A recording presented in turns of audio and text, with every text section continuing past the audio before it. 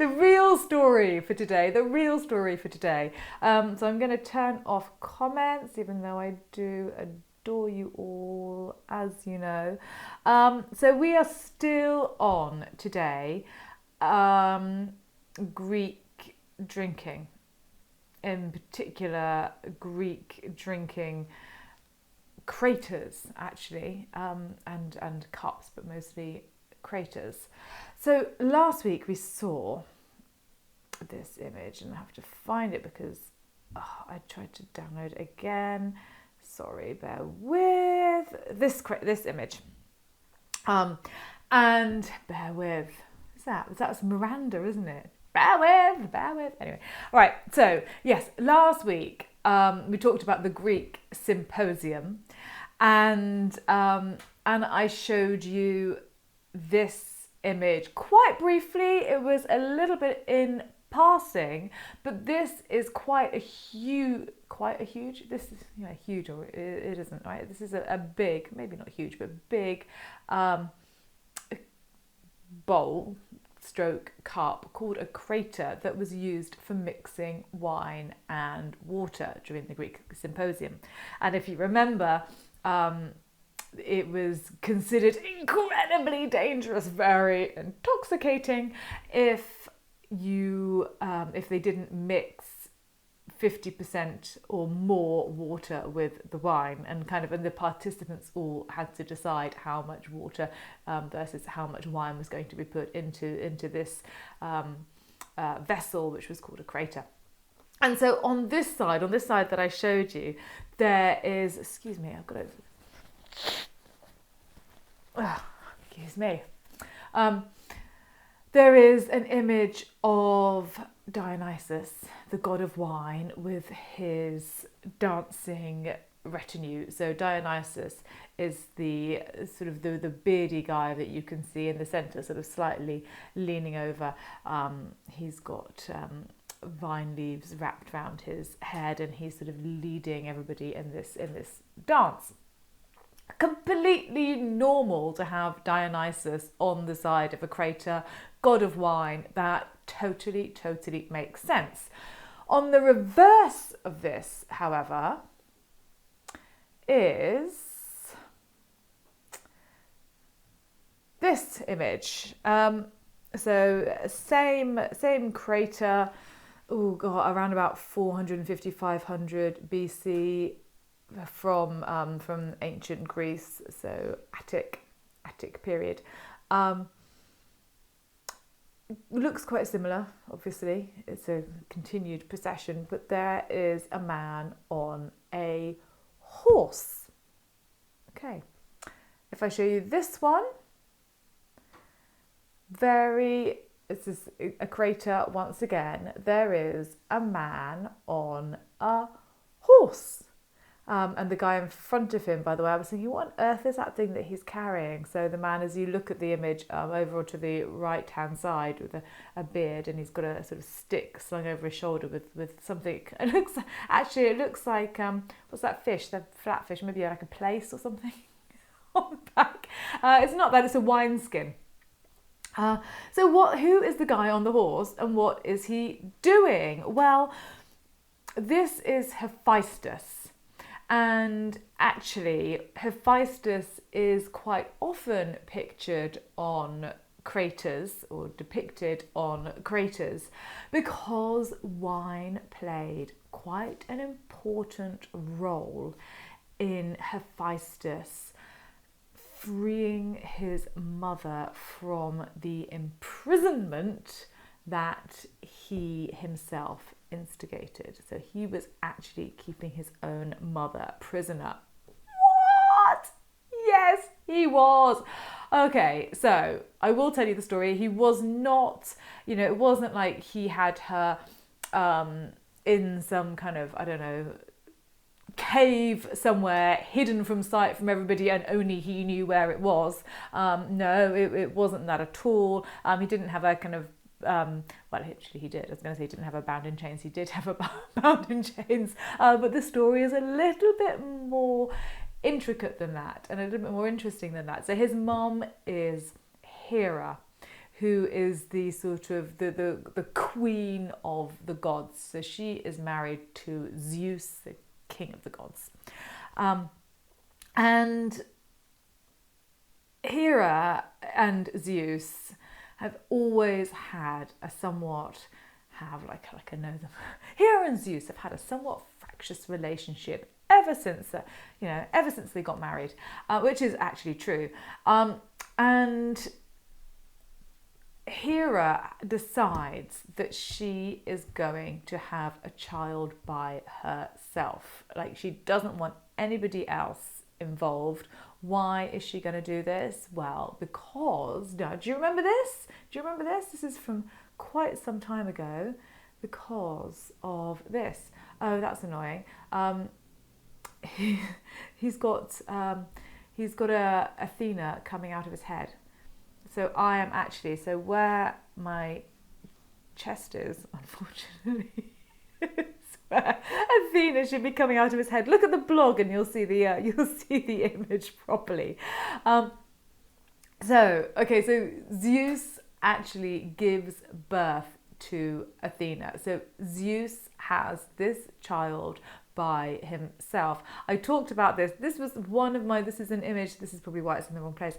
This is an image from over a year ago. I did an Elevenses all about Athena, who kind of turned out to be Zeus's favourite child, probably because nobody else was involved, and Zeus was, he liked to be top dog at everything, top god at everything. Story goes, he one day had this shocking headache got worse, and eventually he had the top of his head cut open, possibly by Hephaestus. I don't know, is that Hephaestus with the axe in the centre? Not sure, there is a name there but I can't quite read it. And head chopped open, out pops this perfectly formed goddess, all like dressed up, ready for war. It's Athena. She's like a small version of herself, but she soon grows. So she's kind of never ever a child, and it works out really well because, as I mentioned, she is his favourite daughter. She is a real paragon within the Greek pantheon. She does have her foibles, but by and large she's a pretty cool goddess, Athena. So Hera's thinking, right, okay, that was a bit of a digression, but I thought it was quite interesting. So Hera's thinking, okay, I want to do the same thing. I want to have a child without anybody else, so that I can have, maybe a beloved son who is kind of just for me. And so let's go back to this one. And so there aren't any images, unfortunately, of Athena giving birth to Hephaestus or of Hephaestus's youth. And the reason that there aren't any images of Hephaestus's youth is because it all goes a little bit wrong. So she gives birth, and she gives birth to an extremely, extremely unattractive baby. She might have given birth out of her leg. That's one of the stories. And instead of thinking, this is a particularly unattractive baby, but this is my baby, I produced him all by myself, he is even more special to me for not being beautiful, for being maybe a little bit lame, even as a tiny baby. I'm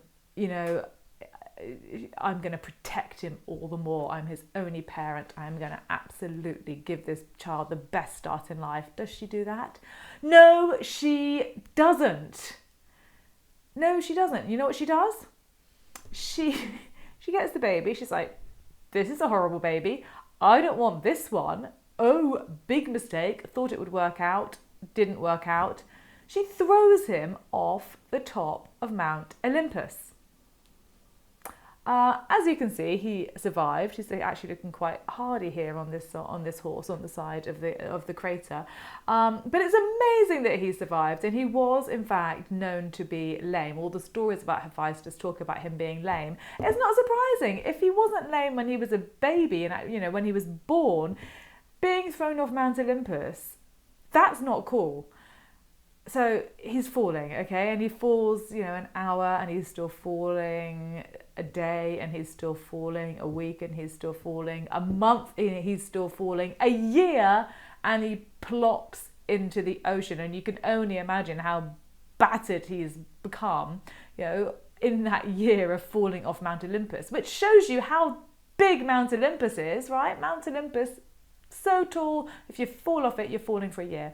So he plops, lame and bloodied and traumatized, no doubt, into the sea, where luckily for him he is found by Thetis, a water nymph, Thetis, who was possibly Achilles' mum, and she brings him up and sort of nurtures him and nourishes him, does everything that Hera should have done but hasn't done, and she nurtures his talent, because it's very, very clear from quite early on that Hephaestus is very, very good with his hands. So he might not be a sort of big fighting god, he might not have charisma, he might not have power, but he turns into a really incredible blacksmith. So Hephaestus becomes the blacksmith of the gods. So he's lame and everything else, but fantastic blacksmith. So eventually, and I am coming to the point, I promise you, so eventually he finds out who his real mother is and what she has done. And so it comes as quite a surprise, perhaps, when he sends Hera a gift. And this is her gift. This is Hera sitting down here. The gift is a gift of a throne. And, maybe she thinks, okay, maybe she doesn't realise that he knows the whole story, that she's thrown him off the top of Mount Olympus. Maybe she thinks, that son of mine turned out not to be too bad after all, incredibly forgiving, my goodness, what grace this man has got, that's fantastic. Or maybe she just thinks, bloody hell, that throne is so gorgeous, I don't care who sent it, I don't care, where it comes from. Maybe she doesn't even know who sent it. That is absolutely the most beautiful thing I have ever seen. And it really is, he is this incredible blacksmith. He's made this beautiful, beautiful throne. So as soon as she's unwrapped it, she has to sit in it. And as soon as she sits in it, he has created these invisible chains, so she is bound. So he has actually imprisoned his own mother on a throne. You know what? They say that revenge is a dish best served cold. I think that is so true. It's so true. And so here is Hera on the side of a drinking cup, who is sitting on this throne, and it actually makes me laugh a little bit, because look at her, look at the way that she's absolutely glowering at this young fellow who is playing, if you recall from last week, an aulos, so a double flute. So flute girl from last week as well. Flute girl has been demoted here, clearly, and I'm calling this chap a young fellow. He's a satyr. He's got a tail, if you notice. So he's kind of blowing this aulos for all his worth. And I'm going to say that I think she is completely glowering at him, looking at him like, if I could get out of this throne, you would not be playing that flute in my face, because apparently the aulos didn't particularly sound that great. Luckily it's been accompanied, I was going to say accompanied by someone that he's actually, he's got a fan there. Look, she's obviously getting quite hot and bothered as she's stuck in her throne because she's being fanned by the gentleman with the lovely kind of Brian May hair in the centre. So that's what happens to her. So that doesn't really answer the question as to why Hephaestus is depicted on so many Kraters. Well, to answer that, basically, there were a lot of efforts to make him, or to persuade him to go and release Hera. And one of those efforts, one of the most notable, was by Ares, or Mars, the god of war. And you can imagine that the god of war didn't go in lightly, you know, all heavy-handed or heavy-footed and all kind of big and powerful and, you know, you're gonna do this, I'm gonna, you know, if I have to carry you myself, I am gonna take you back to Mount Olympus and you will free your mother. And Hephaestus says, you know, I don't have a mother. I don't know what you're talking about. I don't have a mother. I'm not coming with you. So then, you know, then Mars is trying to persuade him by force, and, you know, and take him. And of course, Hephaestus doesn't have strength and power, but he is a brilliant blacksmith. And so he's kind of got all these kind of weapons that he produces that thwart Ares. And so it doesn't work. So then Bacchus says, you know what, I'm going to give it a go. And essentially what happens is that he invites Hephaestus for a little drink. Hephaestus accepts. The little drink turns into another little drink and another little drink and another little drink. And Hephaestus gets pissed, essentially. And when he's quite drunk, Bacchus says to him, you know what, really, you should go and free your mother. And I like to imagine this scene, you know, Hephaestus is sort of drunk and wobbly and, you know, and he's like, I haven't got a mother. And Bacchus says, you know, come on, Hephaestus, she's really done you wrong, but, you know, you've proved your point. You know, you don't have to labour this now. And so Hephaestus then probably starts to cry, doesn't he? I reckon that's probably the next thing. He probably starts to cry. And Bacchus is like, you know, just, you know, do it for the gods, do it for the pantheon of gods, do it for the sanity of everybody on Mount Olympus. And so in this way, through the persuasive powers of the grape, Hephaestus is encouraged to go and see his mother and to release her. And so this was the image I showed you of Hera on her throne with Aulos boy blowing his flutes.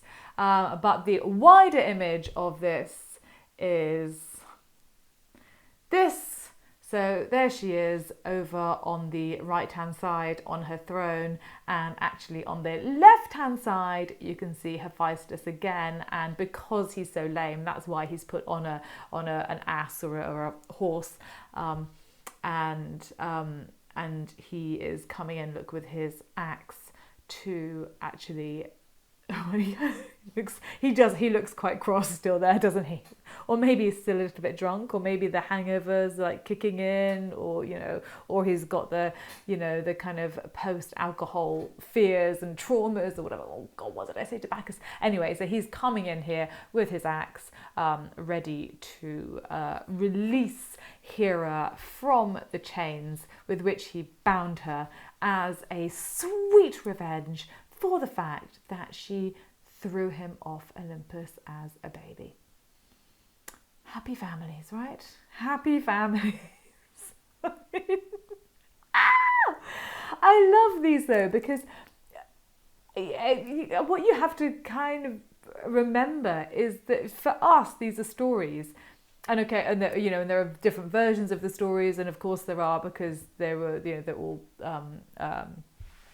oral rather than written down, or by and large they weren't written down, so, you know, passed, you know, from person to person, but this is kind of for the Greeks, these aren't just stories. These are sort of instructive. This is the way that they actually envisaged their gods and their heroes and their trials and their tribulations and their lives. And I love that.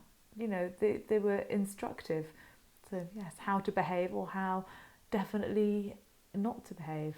And so that is why Hephaestus is depicted so often on the sides of Kraters and wine cups, because it's like, look, this is the power of wine. This is the good that wine can do.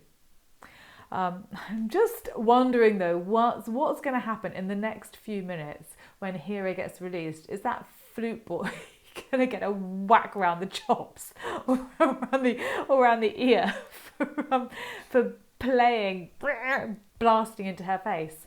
We'll never know. We'll never know. Power of imagination, I suppose. So there we go. So that is why Hephaestus is depicted very often on items to do with the drinking symposium. Stop sharing. Turn comments on. Oh, hello, Gainer. Hello, Bayraktar. Very lovely to have you here this morning. So there we go. Any thoughts about tying your mother up in a chair? Could be something to think about, or not, maybe. Maybe we wouldn't. Maybe we shouldn't do that. And then having to get you drunk to persuade them to release her. It sounds like a plan.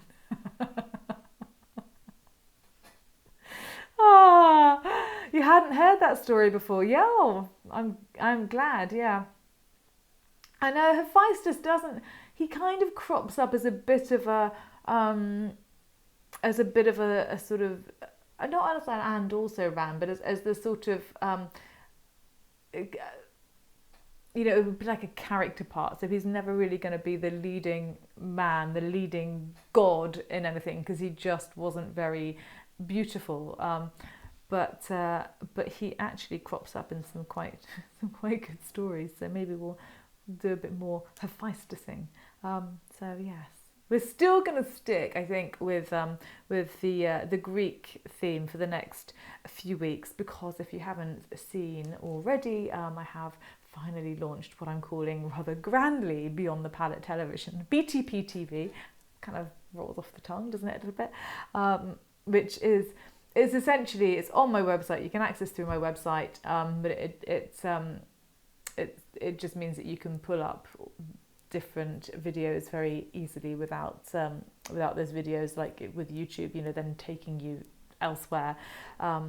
So I'm beginning to populate that. So there's a sort of introduction video up there at the moment, and then a teaser, because what I'm doing is I'm working my way through the history of art in 12 8 to 10 minute videos.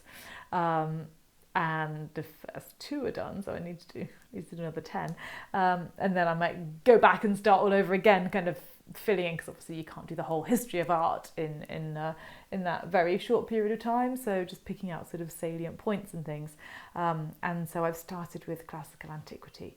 So I'm all about classical antiquity for the next good few weeks, and then we'll move on to early Christianity. Which is also very interesting. So there we go. So if you haven't seen that, check it out on beyondthepalette.co.uk. You can get to it from the homepage. But otherwise, have a fantastic Thursday. Thank you very much for joining. Have a great weekend, whatever you're up to, and I will see you next week. Thanks for joining.